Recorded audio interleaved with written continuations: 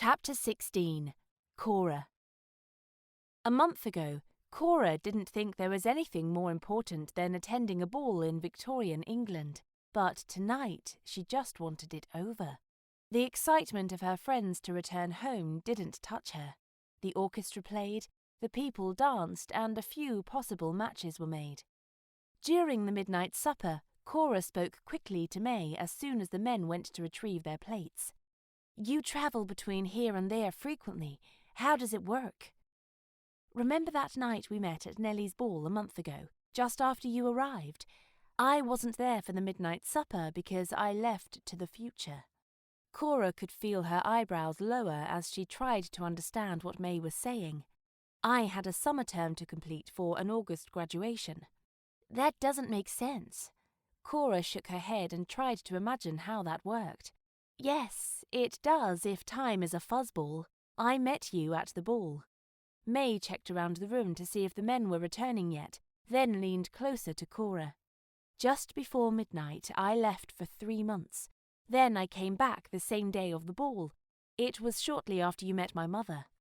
Cora's fingertips pressed on her temples as she considered what she'd heard. May continued, "You have to let go of the timeline concept. I'm an RN now. That was my last term. I've never left this century for more than a few hours, but I've spent years in the other one, too. Maybe if I try to think of it as a loop. You left on a 3-month loop, then came back to the point you left." May bobbed her head, and Cora continued, "Congratulations. That's some major work. You're probably exhausted living 2 lives, but you have a promising future in whichever time you live in." "I don't feel like I'm living 2 lives. Just mine. This is only different for you. It's normal for me. The 2 centuries don't have to sync.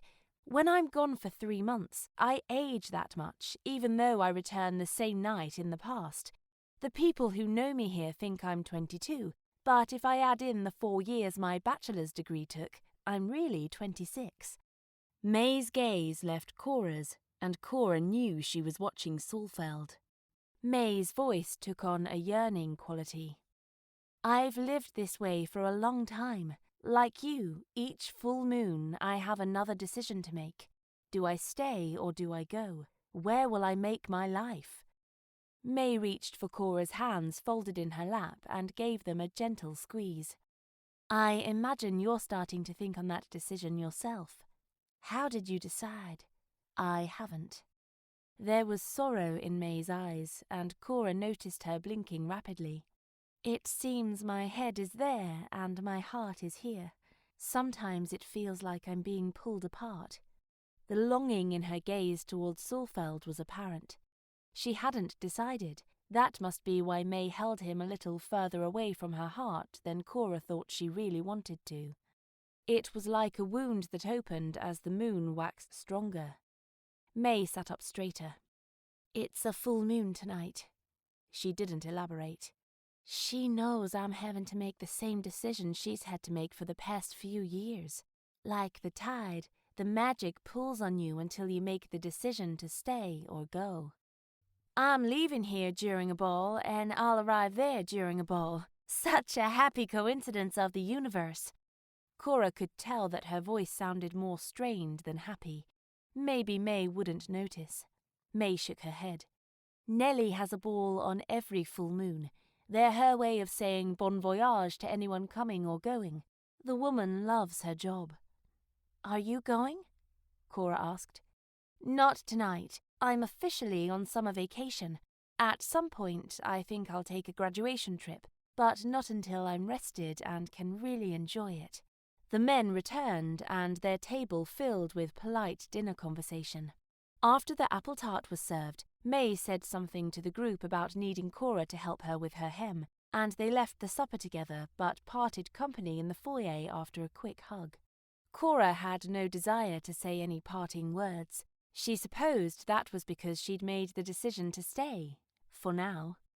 "I'll see you here or there." May turned toward the ladies' retiring room. From the staircase, Cora saw her friends excusing themselves from their parties. She lifted her skirts and took the stairs 2 at a time. She needed a moment to talk with Aunt Nellie before the others arrived. She burst into the room and heard Nellie yip with surprise from beside the door. "Have you decided, then?" she asked as she looked to be nearly bouncing out of her slippers with excitement. Cora didn't have time to consider why Nellie asked that or what more she might know, but instead said, "Yes, I'm staying for now, but I don't want the others to know." Aunt Nellie's face lit up and she clapped her hands together. "That's easy. Just don't fall back." Just then the door opened and her friends entered. Cora looked at the group and at Nellie. She would have to ask if she would be able to take Simon to the future. The possibilities flooded her mind. She wouldn't leave him behind. He could have the best that modern medicine had to offer. He might get his hearing back, if that was something he wanted to pursue. "We've just a moment to get this done," Nellie said, glancing at an hourglass on the table, the top precariously low on sand. "Stand before your portrait, please." She shooed them into place near the wall. "We don't have any stowaways, do we?" She snickered at those words. Cora felt a twist of worry in her stomach. Was she making the right choice? Her heart answered yes, 1,000 times yes. "Not to worry now. I haven't blown anything up in 3 days," Aunt Nellie chuckled. "I also haven't tried to send anything to another time that hadn't first travelled here on its own. I haven't mastered that yet." "We were arm in arm when we fell through the portrait the first time. Do we need to do that this time?" Cyrus asked. "No. This time you have a bookmark of sorts to get you back to the same time and place together." Nellie nervously looked at the hourglass. "Hurry now, closer to the wall." She pulled her waist purse open and gathered a handful of glowing dust, and then fisted her other hand into the pouch to get more. "Now, stand on one foot and place the other on the wall. When the light flashes, you'll fall to the future." She had a little sentimental look to her when she added, "I suppose I'll see you there." Cora shifted, but she didn't place her foot on the wall. Her long dress concealed her ruse. Aunt Nellie clapped her hands together and squished them as if she was making a snowball. Only a few grains of magic escaped her grasp and trickled toward the carpet, their light blinking out as they fell. The ball in her hands glowed, intensifying with each compression of her palms. Soon Nellie's hands began to glow as well, then her arms, then her entire body. "Here you go!" she shouted. Holding the tiny pulsing inferno in one hand, she clapped it solidly with the other.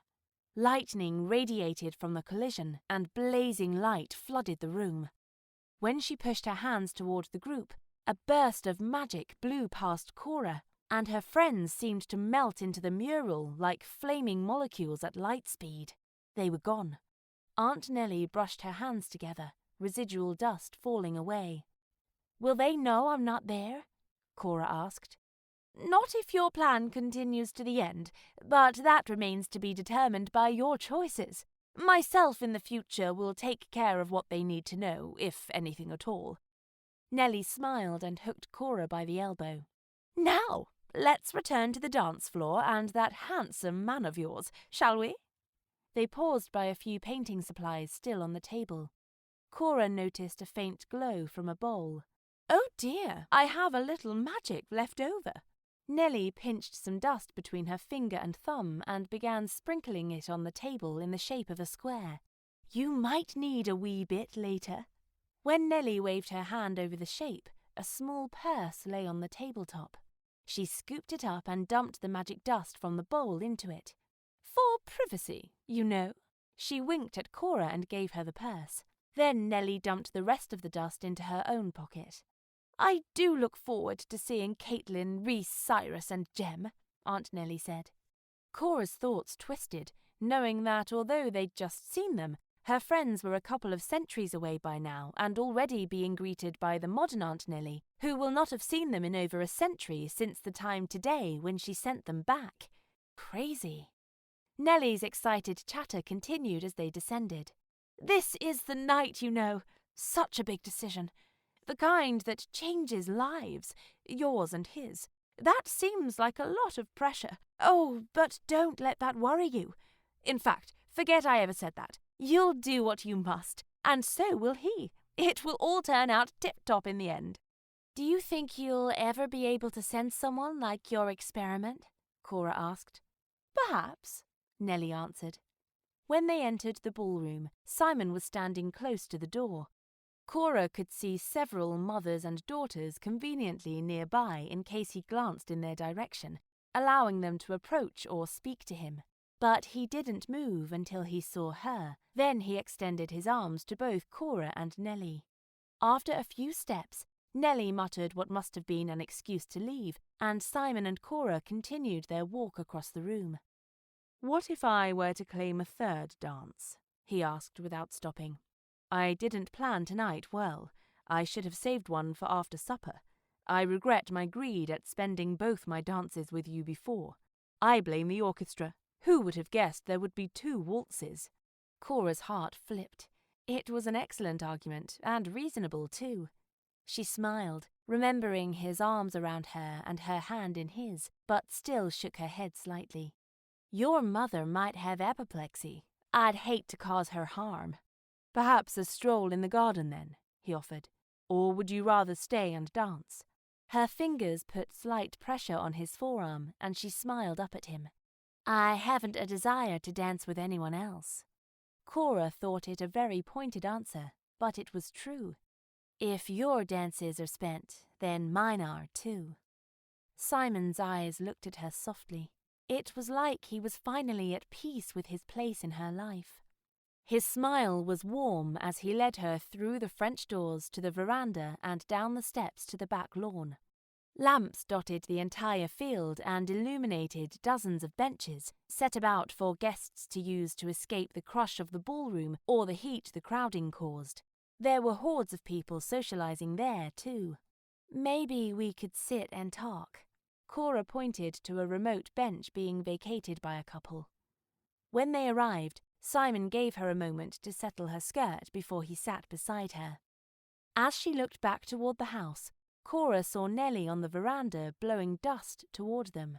The tiny particles glided around them on the windless night, and the crowds moved away to the other side of the lawn. He didn't say a word, but Simon took her hand in his, and Cora leaned toward him. The moon shone like molten silver behind thin clouds, a sterling medallion high in the night sky. Simon leaned across Cora and tugged one small swath of hair from behind her ear, easing it out of the pins that held it, and twisted it around his finger before he let it fall over her left shoulder. His finger grazed her neck, trailing wonderful chills down her spine and sparking in her stomach. It's called a lovelock, though I don't know why. He began winding the tendril on his finger again. You've worn one before. I liked it on you, very much. He twisted the length of it. It teased me all through dinner that night. I wanted to curl it around my finger. She held very still, almost afraid to breathe, as Simon's finger twirled its way out of her hair again, leaving a perfect ringlet. Did you receive my invitation? Simon asked, his face very close to hers. Yes, Cora answered without offering any other information. She was fairly certain that Nellie had ensured their privacy moments ago. Were she to kiss him, no one would be the wiser. And are you coming? He asked. I sent you a reply. You'll have to read it yourself to know. If I say now, I'll spoil your anticipation for the letter. She kissed his cheek and stood. Shall we stroll? He stood beside her, and they walked along the rose path.